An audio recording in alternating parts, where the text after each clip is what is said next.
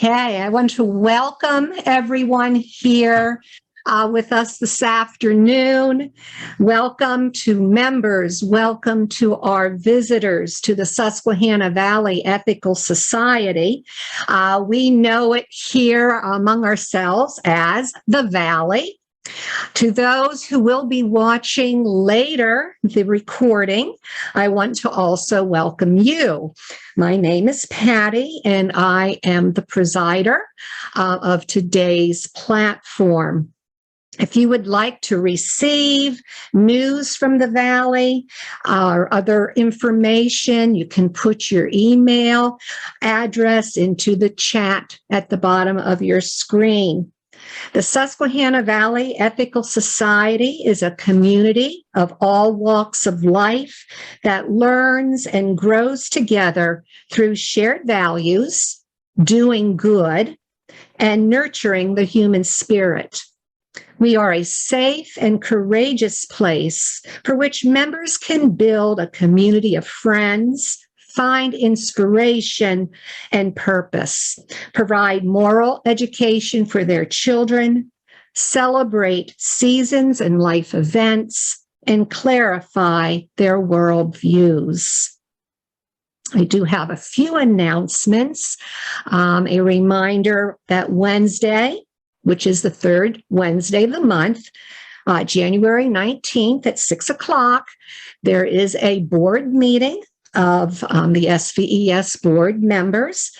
All members of SVES are invited to attend board meetings, and to do so, contact info at Susquehanna Valley Ethical Society.org, asking for the Zoom link to attend that board meeting.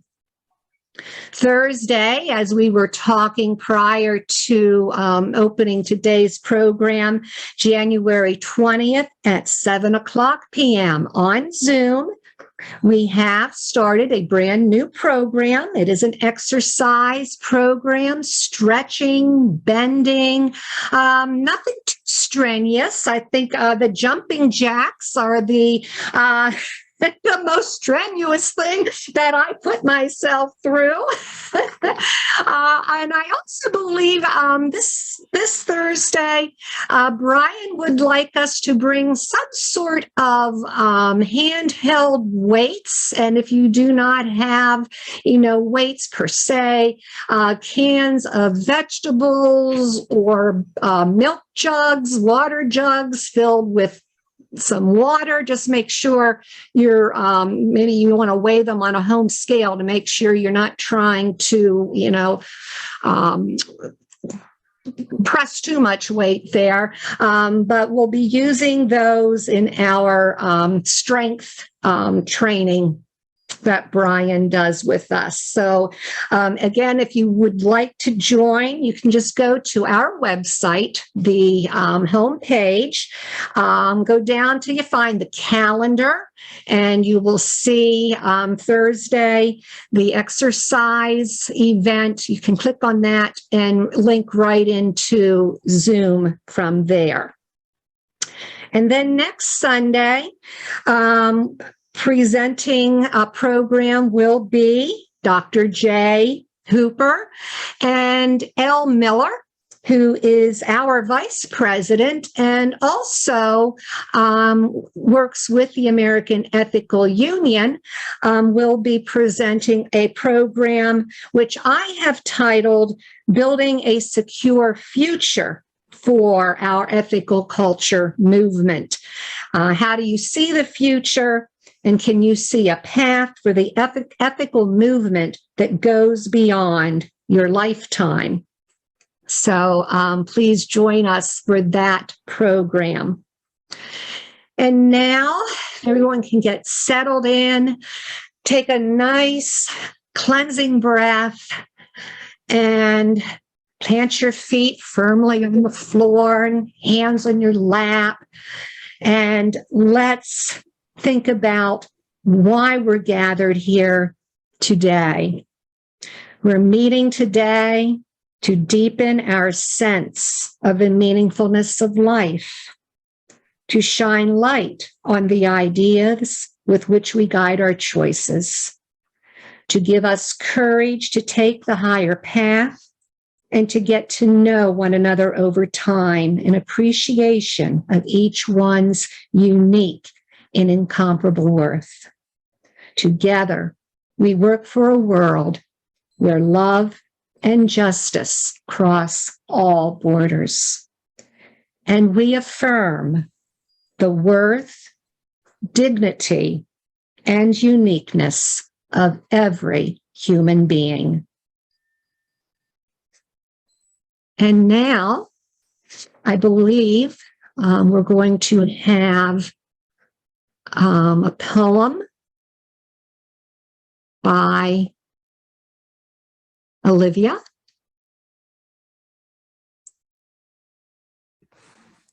Good afternoon, everyone. I have two poems.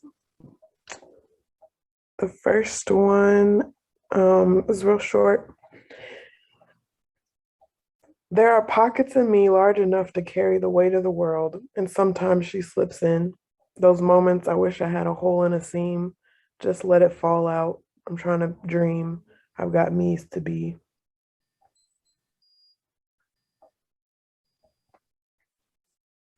And then the next one is called Forgiveness.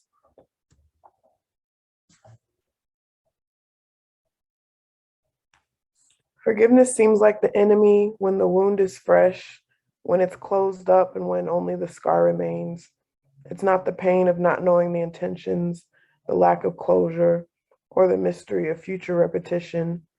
It's not cursing the person of their actions, losing my agency and their control. It's not the I told you so.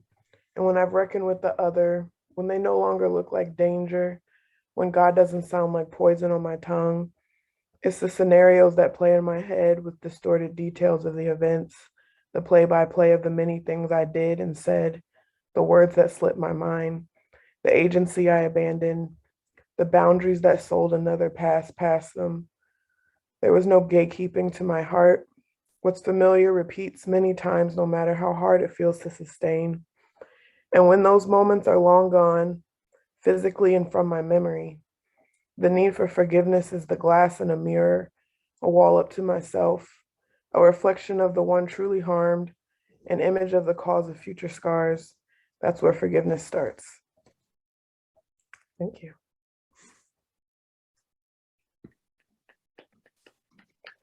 Thank you, Olivia. Thank you. So appreciate your words. Thank you. And Lindsey has, I believe, some music. Music by Lindsey, written by Lindsey.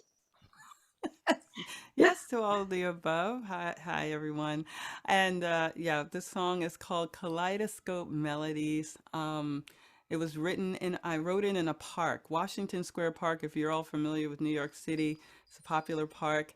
And there's so many people walking through the park before COVID. It's just an array of colors, beautiful colors. And that day when I wrote this song, seeing all the beautiful people and the various backgrounds, ethnicity, ages, it just gave me life that day. So I'm going to share this with you. It's called Kaleidoscope Melodies.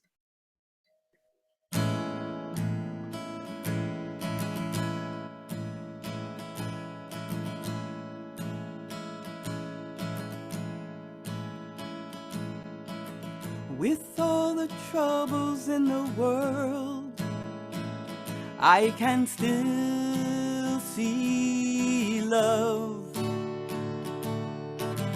And with some certainty, I can still believe in good things yet to be. I'm getting that special calling, telling me to listen to my heart. No longer able to resist temptation, I just let my heart run free, singing kaleidoscope melodies in the breeze under the sun. Sound waves commence to dancing as they soothe my soul, curling in riffs of colors that make me see the truth, that people are happy, children are laughing, bringing rhythm to the day. I sit there as a spectator, taking in the colors on parade. Kaleidoscope melodies in the breeze under the sun. Kaleidoscope melodies in the breeze under the sun.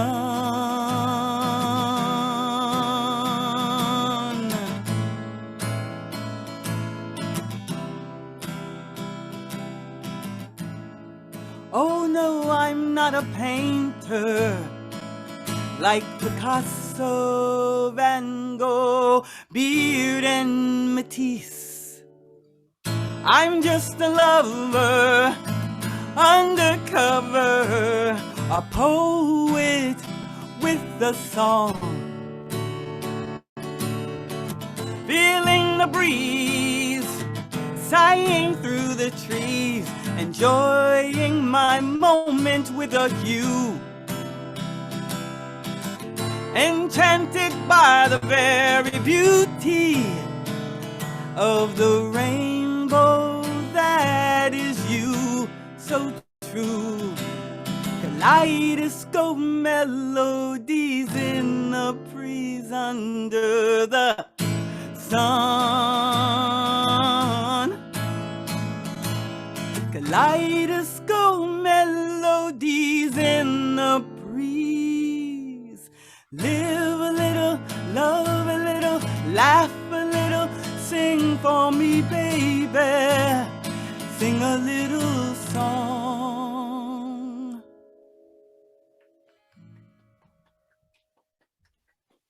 Beautiful, Lindsey. Oh, thank you so much. Thank you. Thank you. Yes, Kimmy, you gave Kimmy a lump in her throat as she typed in the chat. Thank you.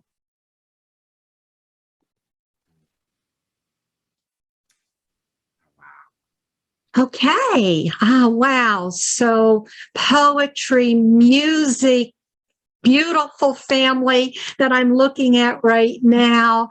And so we're ready to welcome Jay Hooper, our consulting leader, to present today's program. And I'm going to give it all to you, Jay. Jay, oh, you do need, as I recall, the ability to share screen, don't you? No, I'm good. Oh, okay. Oh, all righty.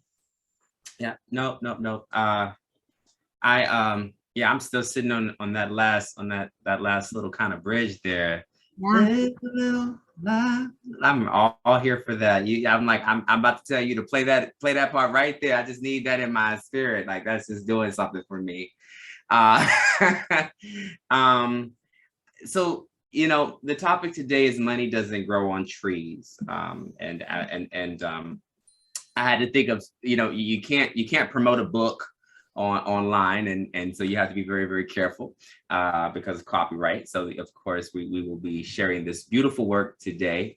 And I won't be able to read the entire thing, and I'm going to be honest with you on that and transparent because we don't own the rights to this book. But I want to share with you the story of this book, a bit of it, called The Giving Tree. And I want us to put in mind and put ourselves in this book for a few minutes. And maybe, if you can, some of us may realize that we can be certain objects, not necessarily characters, but objects in this book. This book is called The Giving Tree, and it's by Shel Silverstein. Amazing book from probably many of our childhoods, and I wanted to share this. And in your listening, let's just point out a few of the characters with this today, which is, there once was a tree. And she loved a little boy.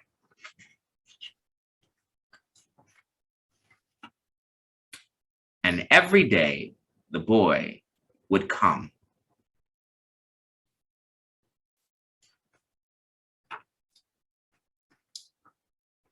And he would gather her leaves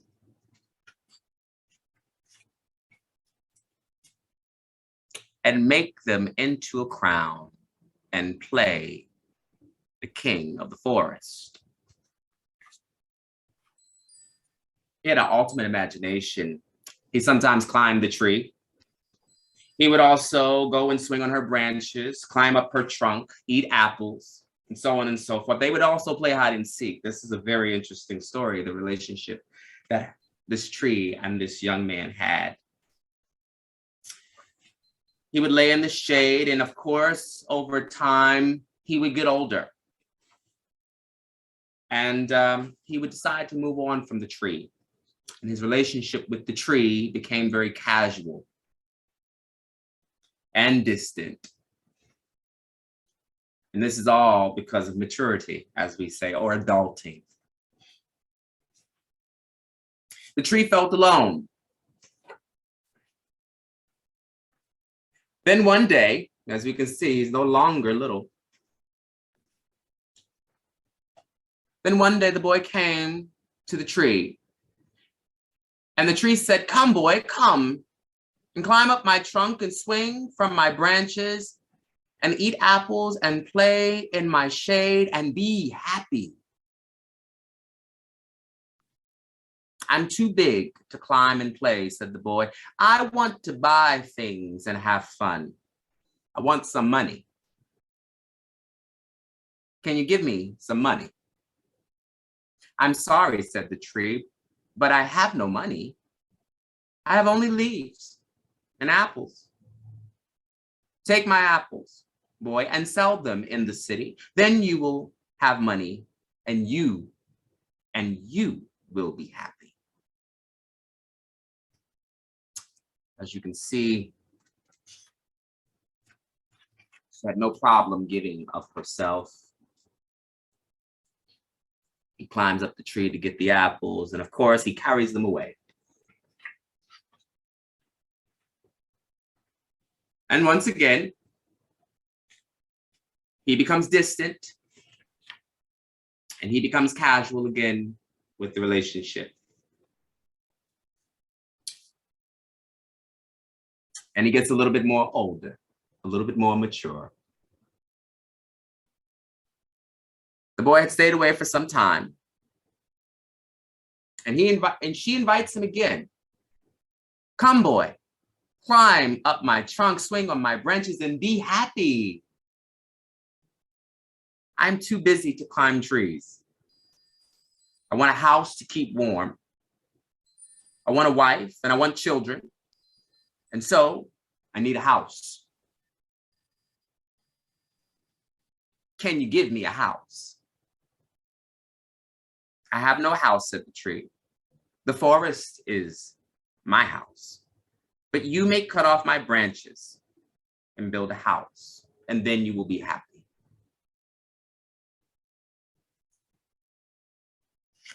Of course,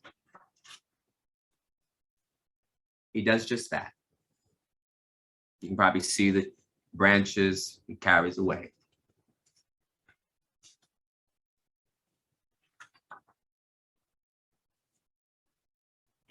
Now, all the while, every moment that the tree has, the tree is actually experiencing with the young man again, no matter the age.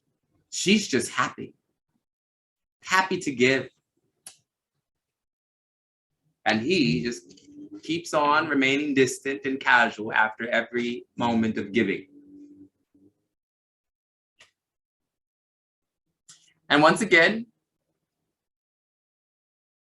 she's frail at this point, and she says, "Come, boy, come play." And he tells her, "I'm too old to play. I want a boat so I can go far away." And of course, she says, "Cut down my trunk and make a boat. Then you can sail away and be happy." He, of course, in his frail old body, seeking to get away, goes and cuts down the trunk.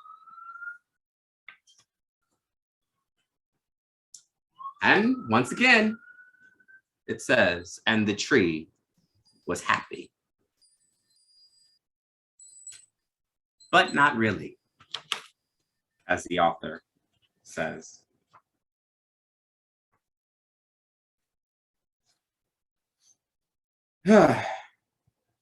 Well,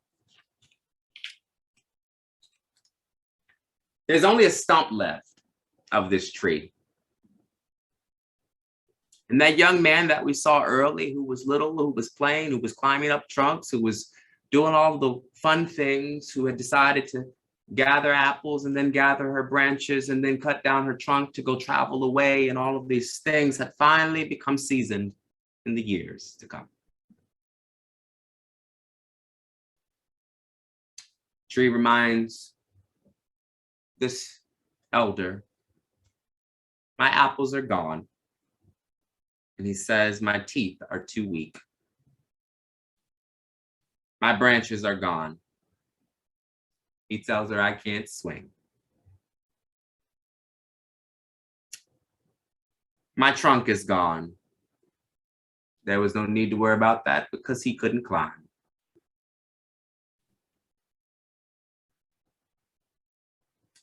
And all the while,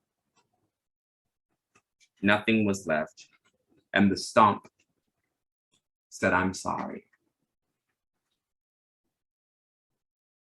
And the young man says the following. The older man says the following: "I don't have need for very much. I just want a quiet place to sit and rest." And so she does kindly. "Come, boy. Come. Come sit down and rest." And the elder, the young man, that little boy, did.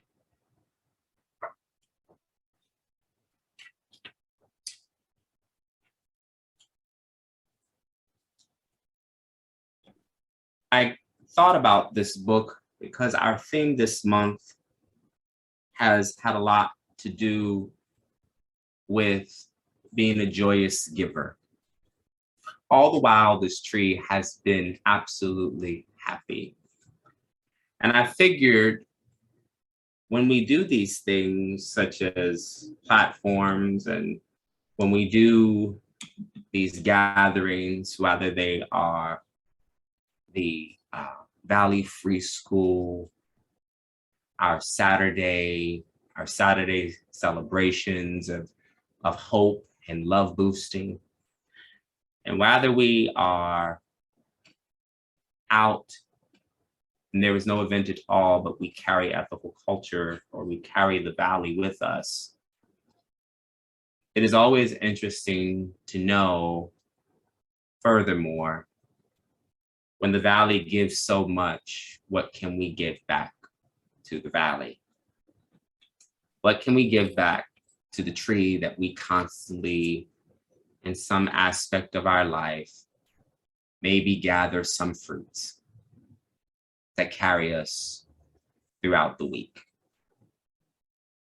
What do we gather after we've gathered the branches of the Valley Free School and parents have gathered materials and spent time and there is exhaust? What then is ethical action, and what then is, right, Valley Vanguard fitness, and what then are these things when our labor is constantly in the giving? We are constantly rooted in the giving. And there's nothing more important in the giving to also felt like something was given back. Joyous giving is sometimes as beautiful as watching the sun rise. But not every day the sun rises in our atmosphere. Sometimes it is cloudy and it can be just as challenging. And so it doesn't mean that it is always a joyous moment as we would think about it, but it takes a lot of work. People get burnt out, and we all need to experience a little give back. So I offer this thought of the giving tree. I offer we as a community and our constant giving, our capacity to give, our ability in giving of our time, our talent, and that which is money or treasures. I offer us to look at making sure that we don't just become stumps, that we don't become stumps, that there is so much to do in the world and we do not become stumps in all of our doing. And all the while we can be happy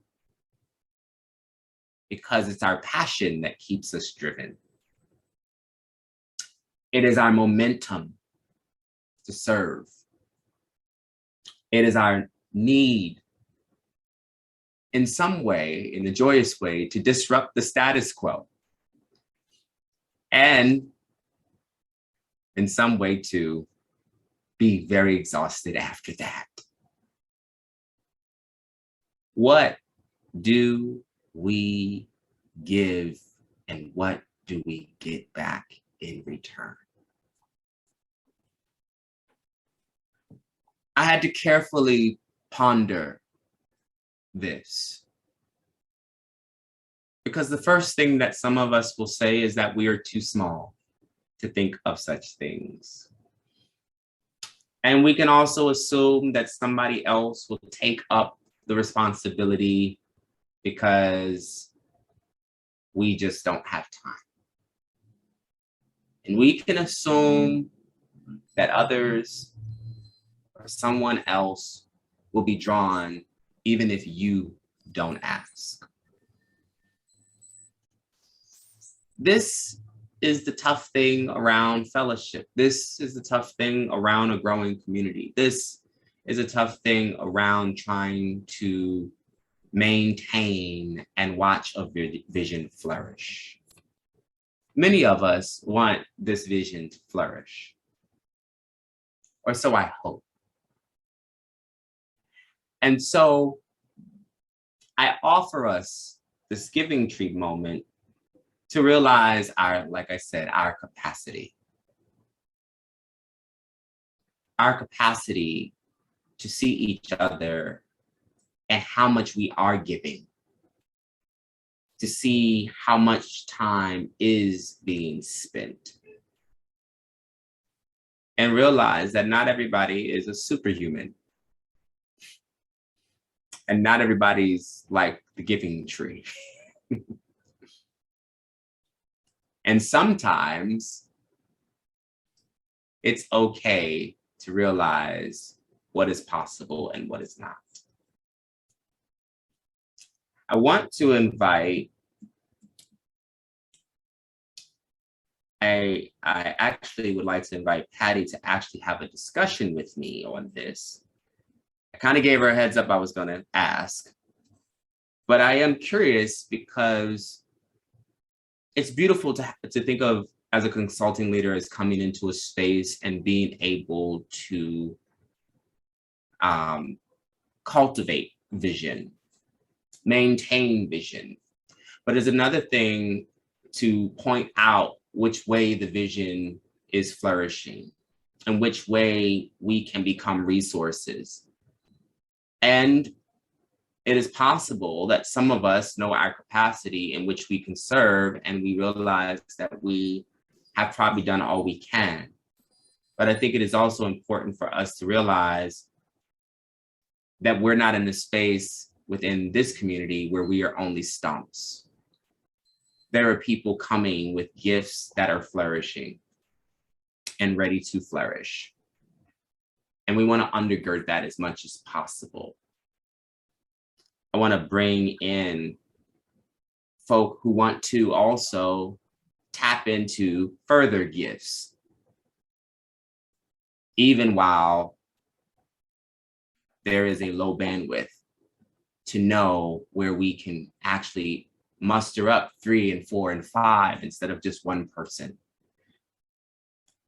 So, Pattie, I was wondering if you could answer for me that question I sent you, and if you can offer that question, because that would be a question that also I would like for us all to think about regarding where the Valley is. And so I'm just going to turn it over just to you. We'll be in dialogue. Okay. Yeah. So, the question that Jay had asked me to ponder was, what does my giving to the ethical culture society we belong to, and even the movement, that the American Ethical Union has, what does my giving look like? I will say that I think the question or the idea that I keep in mind every day when I sit down to work on whatever needs to be done, whether it be Facebook, whether it be attending to emails, whether it be going to Zoom meetings, is building a future for the future generations. For Aviv, for my grandchildren, for Jen Bear, who is a member, and her children.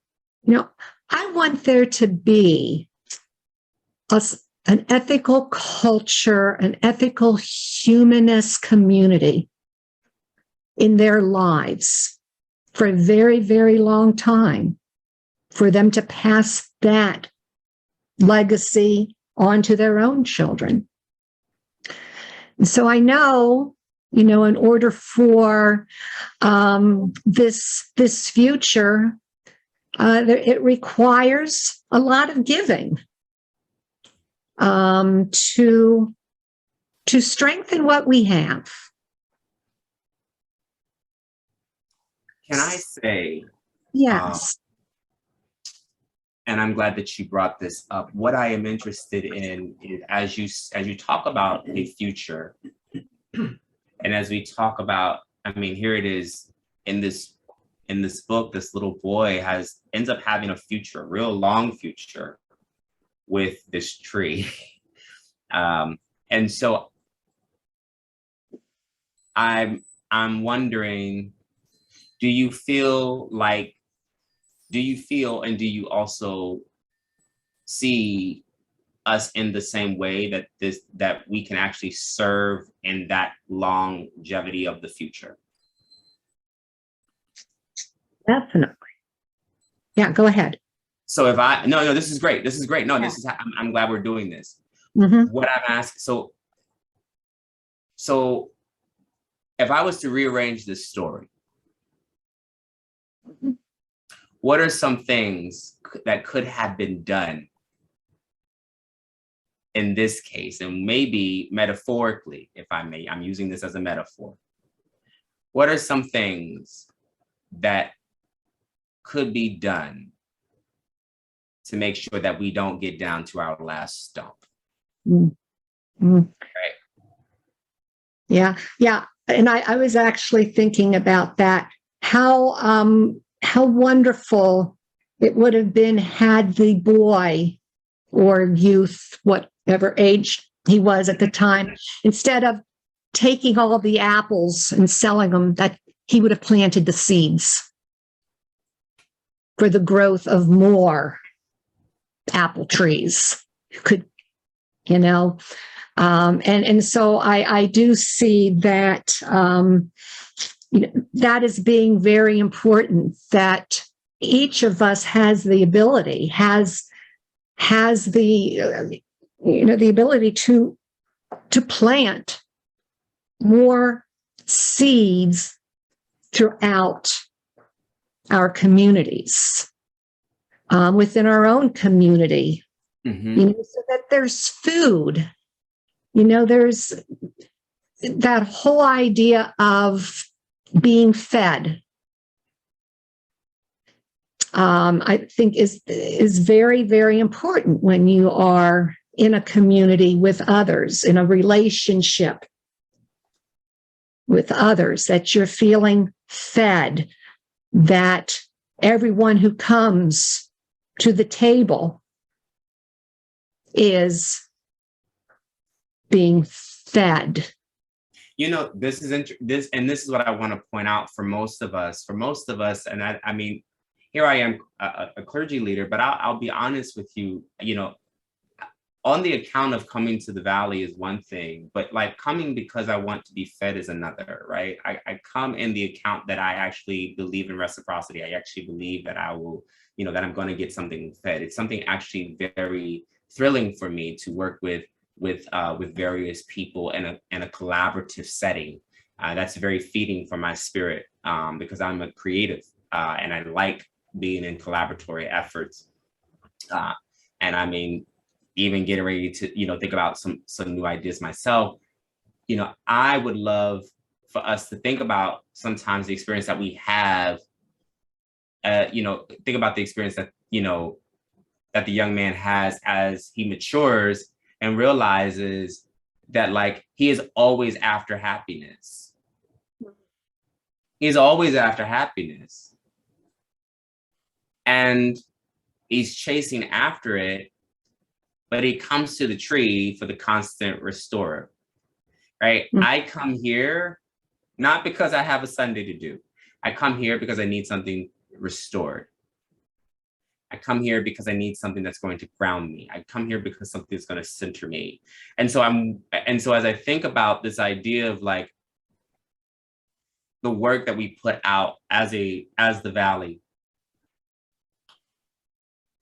as a community, whether it's Phyllis working in ethical action, whether it's Jesse doing the Valley Free School, whether it is Olivia working every week on new poems and practicing their gift, whether it is Lindsey mustering up not only songs for this community, but for others, there is a constant need to try to plant seeds.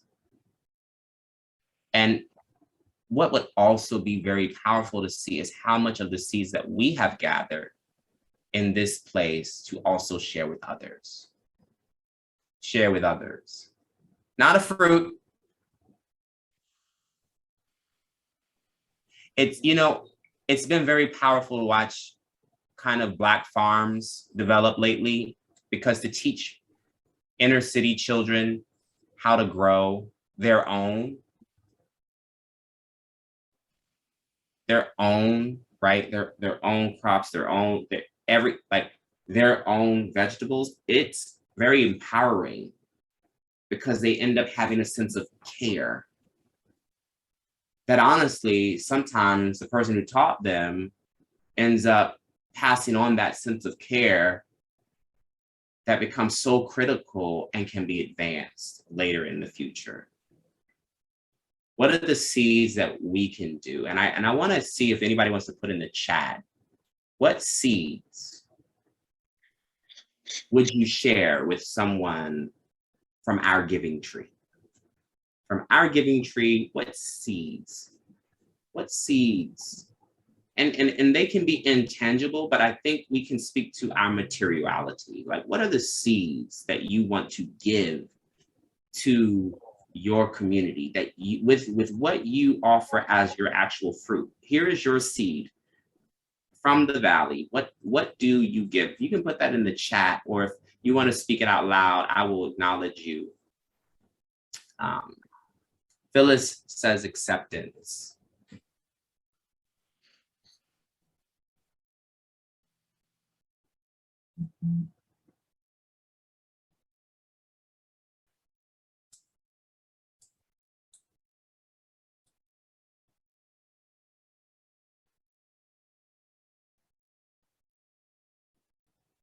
Kimberly says, I will always be willing to give healthcare to be I'm messing up that word. Like I'm reading it, but I can't even say it. Slow moment, sorry. Be the indigent, indigent, needy, thank you. A resource for people who might feel lost or disenfranchised. I can read today, I'm sure I can. Amir says reason.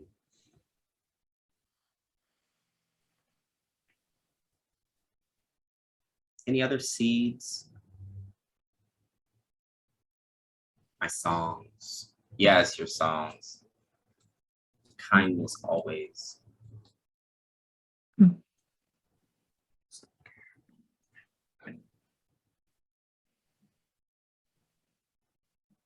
I think belonging, a true sense of belonging.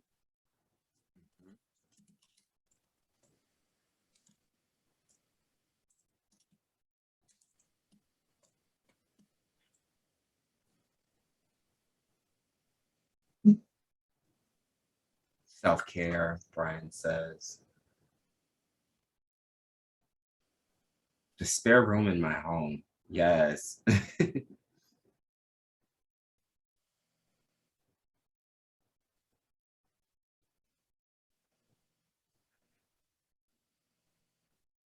I think with these seeds, and you can continue to add, I think with these seeds that we might not realize sometimes that they're being planted. But we also can't always just assume that we are just dropping seeds along the way. Let us be very intentional about our seed work. As someone who is constantly having to, when I was in early traditions, when they would say that you were building or revitalizing a congregation, they would say that you were seed planting. That was a term that was used because you were intentional. Thank you, Jesse, for that listen, for the ear to listen. Seed planting was very intentional and strategic, and it required consistency and it required attention. I want us to offer ourselves the ability to do that, to figure out what is our attention to the seed work that we're doing here. What is the attention? How do we posture ourselves in attention? How do we water it? Because that's a part of the attention, right? How do we ensure that it's the right environment? That's all another thing, right? How do we ensure that it's the right environment or the right time, right season? Is the condition right for this kind of seed? I think in many cases, when I think about the story of the giving tree, that the young man, the reason why he keeps coming back is because he was doing things in season that never lasted long.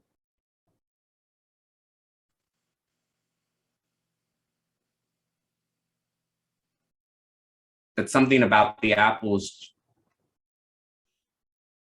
they sold, but what then he wanted a house and he had to go back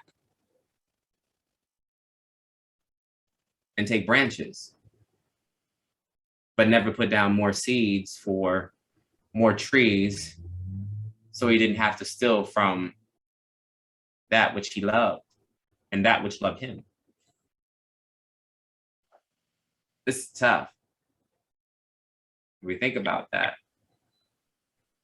he was focusing more on material wealth and ignoring the immaterial value. Exactly.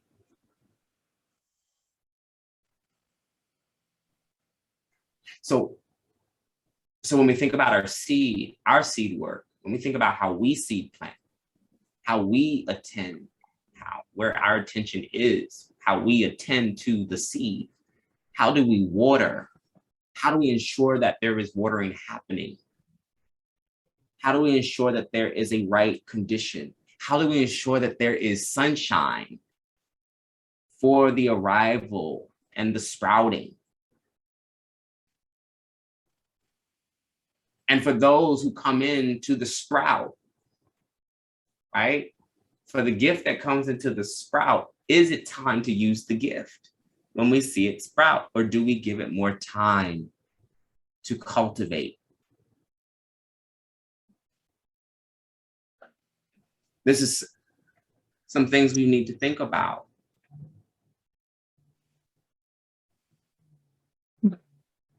I want us to just sit with that as a meditation.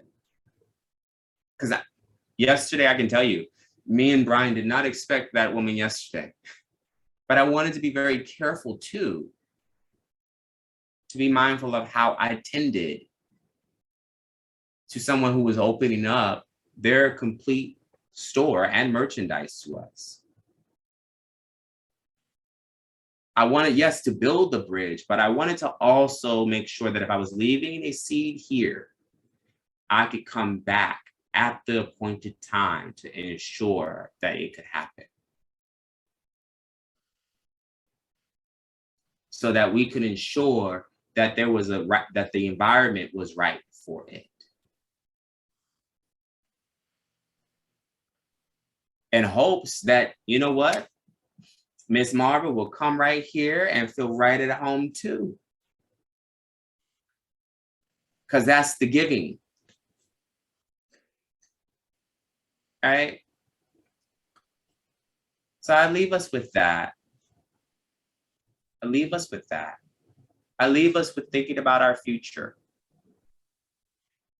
Thinking about how to sustain a future.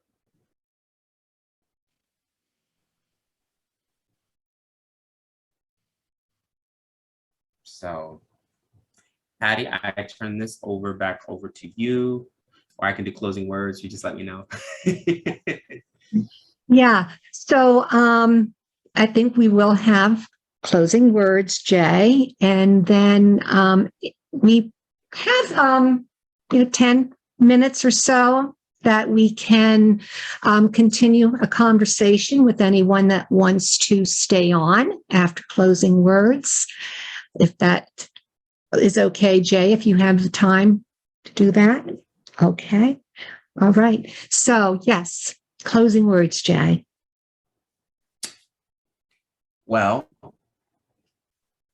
as we prepare to leave, may we realize that we all have a seed of goodness in all of us, a seed of goodness that is ready to germinate and germinate with love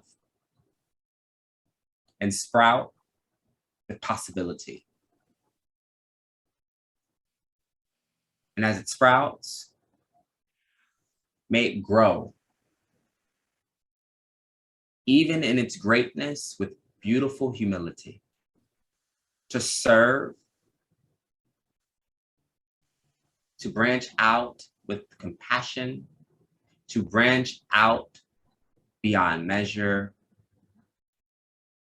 and for it to produce the fruit of justice, peace, and most of all, authenticity for a better world.